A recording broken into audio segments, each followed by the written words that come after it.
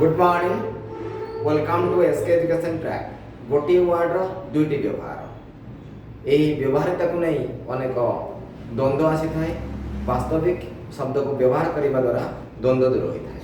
गोटे छोटिया वर्ड आम रखुचु हाउस हाउस माने घर हाउस माने घरे रही जगह देवा यही वर्ड आम क्रियापद व्यवहार कर वाक्य यही वर्ड आम विशेष पद भाव में व्यवहार कर exam it is a house या एक घर अर्थात हाउस नाउन परी काम कर ही हाउसेस हिम से रही जगह दियंती एथिरे भर परी व्यवहार होइछ।